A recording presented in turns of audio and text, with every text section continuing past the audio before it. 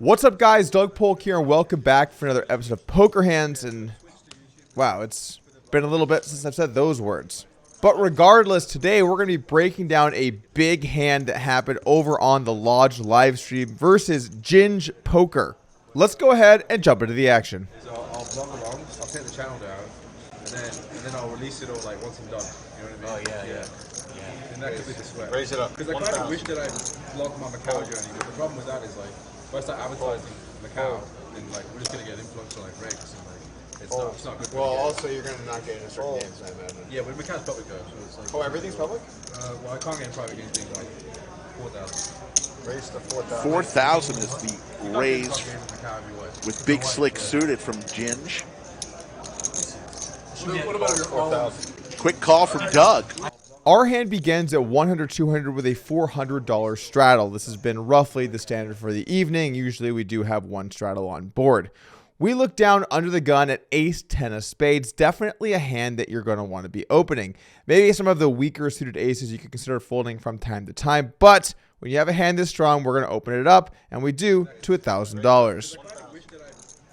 The action folds around to Ginge Poker in the straddle. He looks down to ace-king of clubs and decides to raise it up to $4,000. Now, I've been looking at some charts because, I'm not going to lie, I have no clue what full ring ranges look like. And it does appear that ace-king suited is a good hand, still in full ring, and you do raise it. Other hands you're raising in this spot include aces and kings, obviously. Queens and jacks don't raise as much as you might think. They mainly prefer just to call. I guess queen's not good enough for full ring.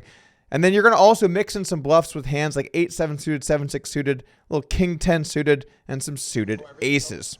I also think typically the size here in the big blind is usually slightly larger than what Ginge decided to go for. He made it just 4x. I think 5x might be more standard. Either way, the action's back over to me with the ace-10 of spades.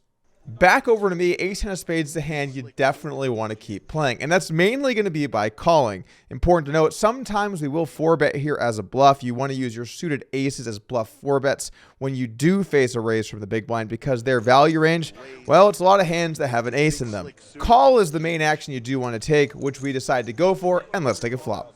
Before we take that flop, I want to quickly let you guys know that CoinFlex is hosting a huge event on Saturday, June 11th. It's going to be at our normal stream time, 3 p.m. Central. You can tune in to watch 5100 with an all-star lineup. I'm going to be playing, well, that was a little on the nose, as well as Brad Owen, Liv Baree, DQ, and a lineup of crypto professionals.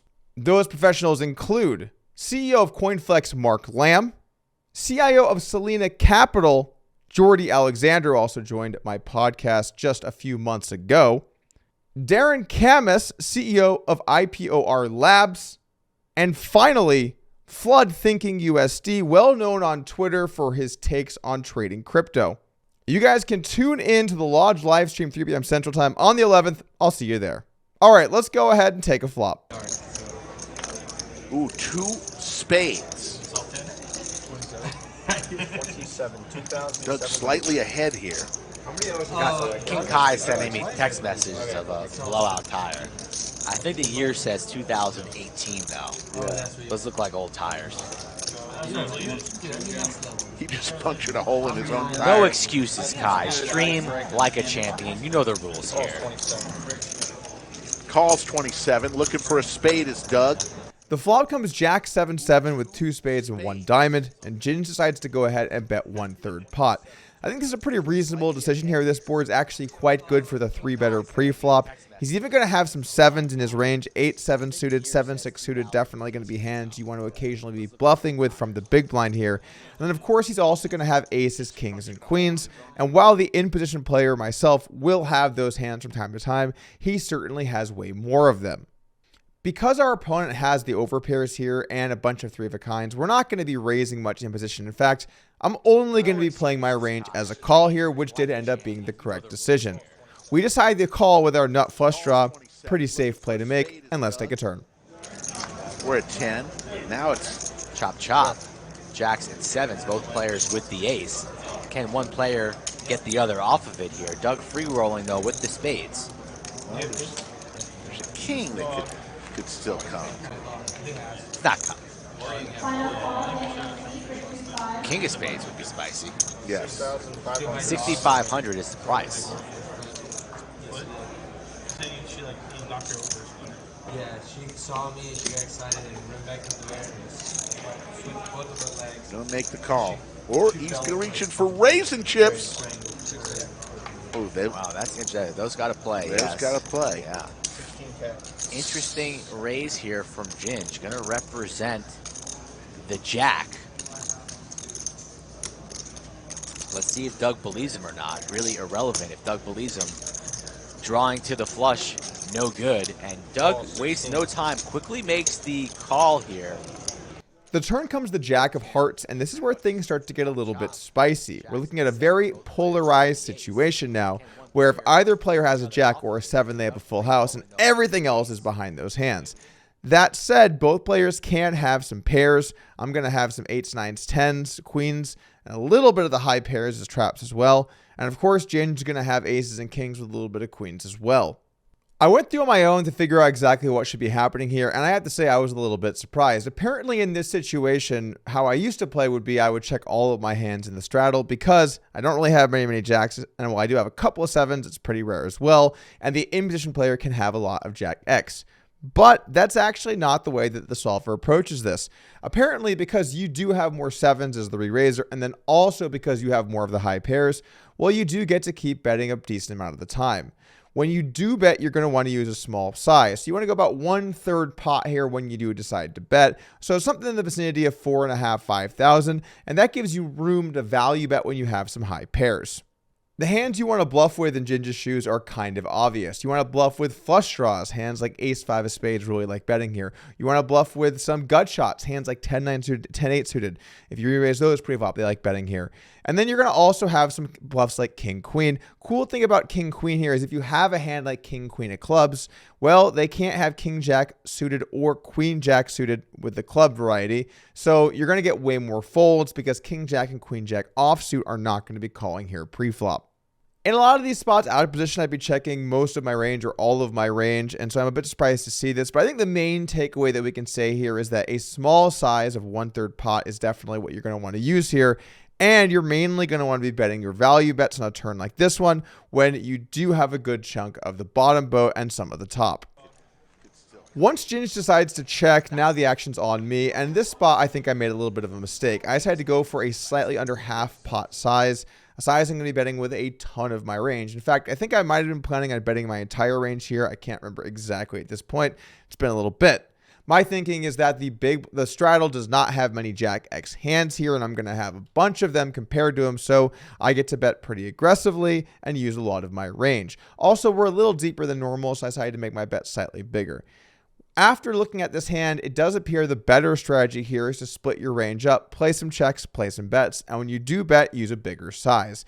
That means rather than $6,500 here and betting with a ton of hands, I should be betting about, let's just say 8.5, 9,000. I should be betting with a good portion of my jacks, a good portion of my 7s, and then also mixing in some bluffs. A good rule of thumb here in position is when you have your boats that have the lower kickers, you always want to bet. And when you have your boats that have the higher kickers, you want to be checking. So a hand like 8-7 suited or 7-6 suited, where I have the 3 of a kind, now a full house, with the low kicker, likes to bet. And hands like Jack 10 suited and Queen Jack suited, where again, I have the boat, but the lower kicker like to bet as well. Hands like Ace Jack, King Jack, Ace 7 suited, those hands prefer a check a little more often because you block hands that could continue versus your bet. You want him to have aces, you want him to have kings when you have a full house. That's a very good rule you can take away and do in a lot of different spots when it comes to playing in these boat situations. Your kickers matter a lot, and that's how you're going to define them when you're looking at bet versus check. As for my hand with Ace 10 of spades, I made a mistake here. Ace 10 of spades almost only checks on the turn, does not like betting. And it kind of makes some sense. If I bet with my hand here, I'm going to get action from more or less all of the hands that beat me, and I'm going to fold out hands that I'm ahead of. Maybe I get a fold from a hand like Ace Queen, where you decide to bet the flop, give up the turn. But most of the hands I'm going to get to fold here are hands like 10-9 suited that didn't bet the turn, or 6-5 suited that didn't bet the turn, or King Queen that didn't bet the turn. Most of the hands that fold here I'm already ahead of, and I have great equity against those hands. If they hit pairs that give me a flush, I still win, and if they don't improve, I win as well. This hand shouldn't really be betting, even though we did. At this point, Ginge decides to go for a check raise to $16,000. I really don't like this play. I think in general, when you play out of position on these very polar spots, usually you're going to want to play just check call or check fold so you can categorize your range efficiently. I do know solvers sometimes will use some raises here, but actually in this spot, I looked at it and it really doesn't use raises that often. Yes, a small percentage does raise, so it is correct to use some raises, but interestingly, it doesn't actually really like raising ace king of clubs here. This is a screenshot of the sim that I ran. Now, these are not filtered by weight. Obviously, don't have full combos of all these different hands. And then also, I don't have exact 145 big blind straddle versus under the gun ranges. So I had to make some estimates about what I'm doing in order to get to some answers. It's definitely possible if you use some different estimates in the way that you approach this, then your solution might be different. Anyway, in mine, it doesn't really like raising ace king of clubs that much, and it actually prefers to raise king queen of clubs. The reason is that with king queen of clubs, you block king jack of clubs and queen jack of clubs. Those clubs hands should want to bet a little more in my shoes than ace jack of clubs, which is one of my better trap hands. It's interesting to me that it does love raising with pocket jacks and 7-6 suited. Honestly, guys, I don't know why some of this stuff happens, but it does, and I guess it's correct. Thank you to our robot overlords. I guess one of the upsides to 7-6 suited is if you do check raise here on the turn, you unblock some floats your opponent can have and you can trap them on the river. So maybe there is some logic there to give yourself some check raise, check call. But let's not get all bogged down in this. The main point here is that in the big blind, you're not going to want to be straddle, you're not going to want to check raising too often.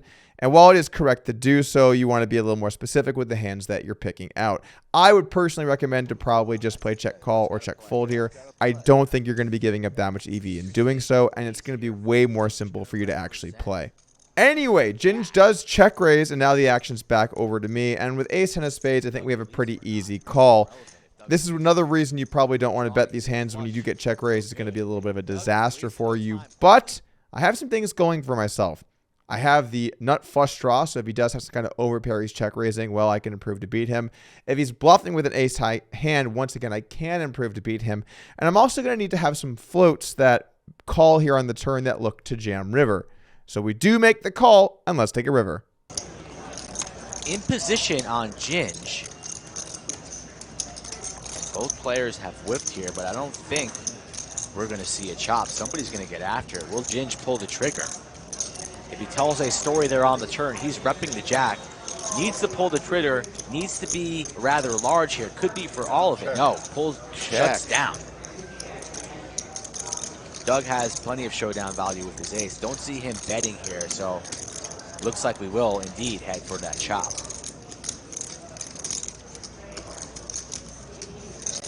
Doug's in the streets. He rips all it. In. Doug is getting after it. Well played, Doug. Ginge will be folding. You're not taking a check call for your entire stack. Not buying what Ginge was selling. Oh, this is a similar situation as yesterday. It's not happening. It's not happening twice in 24 hours. It's not happening. The river comes the queen of diamonds, and Ginge Poker decides to check. Which is good, because in the sim I ran, they all like to check. These are the hands that he can have, and green is check, and red means bet. So, yeah. A lot of betting going on here. When he does decide to check, I'm actually quite surprised by this, because I would have thought this hand would be a slam dunk all in. But no. This is what it looks like in the solver for hands that bet and then check.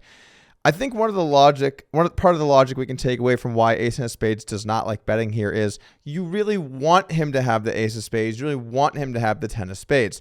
Those are hands that can absolutely be taking this line as a bluff, and then they're looking to just check and give up on the river because now they block missed flush draws.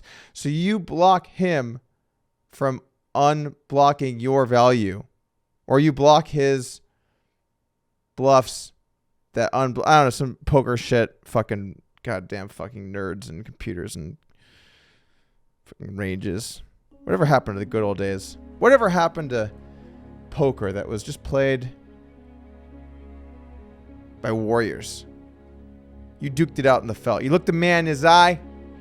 You said, "No, sir, I don't think you got the goods. And I'm not going to leave my soldiers out there to die."